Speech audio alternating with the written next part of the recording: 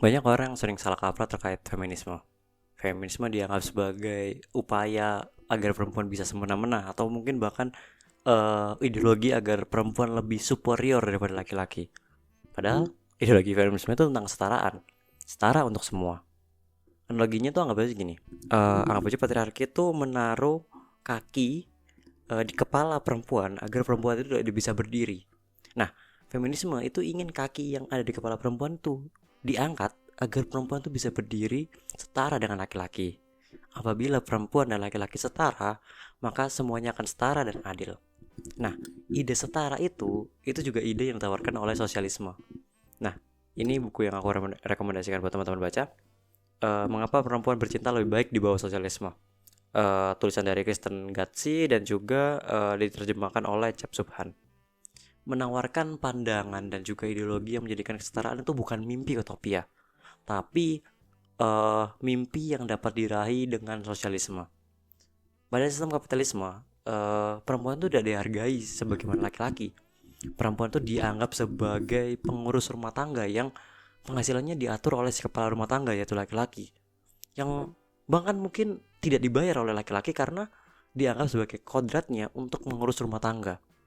Bahkan dalam pekerjaan profesional pun, perempuan tuh dibayar sering lebih murah daripada laki-laki karena hal natural yang dimiliki oleh perempuan seperti menstruasi dan juga hamil. Perempuan dianggap tidak seproduktif laki-laki dan justifikasi dibayar lebih murah atas hal alamiah pada tubuh mereka gitu.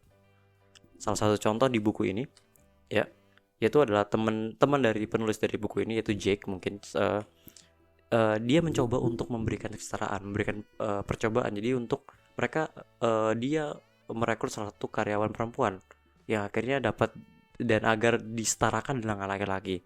Diberikannya pelatihan, bahkan perusahaannya juga menginvestasikan banyak hal ke karyawan perempuan tersebut. Namun, karyawan tersebut berhenti dari pekerjaannya untuk menjadi seorang ibu dan membuat Jake tidak mau merekrut perempuan lagi karena merasa rugi atas semua pelatihan dan juga investasi yang telah diberikan gitu. Nah, pada kasus ini ya Jake nggak salah untuk merekrut perempuan, juga bukan salah dari karyawan perempuan tersebut untuk menjadi seorang ibu, tapi kesalahan suatu sistem yang tidak menyediakan dukungan pada saat perempuan menjadi ibu. Pada negara-negara sosialis di Eropa Timur, membuat aturan dan subsidi untuk penitipan anak itu menjadi faktor penting. Dengan adanya penitipan anak yang affordable dan juga bagus, pastinya lebih penting daripada lebih banyaknya cuti hamil yang diberikan oleh perusahaan. Karena dalam perkembangannya, antara hubungan antara anak dan orang tua itu tidak berhenti saat melahirkan saja, tapi mereka terus berkembang dan dibutuhkan penitipan anak untuk membantu ibu yang bekerja agar tetap melanjutkan karir pekerjaannya. Bahkan kapitalisme juga mengasumsikan adanya namanya teori ekonomi seksual, di mana perempuan memiliki aset, yaitu adalah seks, yang dijadikan komoditi untuk melakukan transaksional atau transaksi.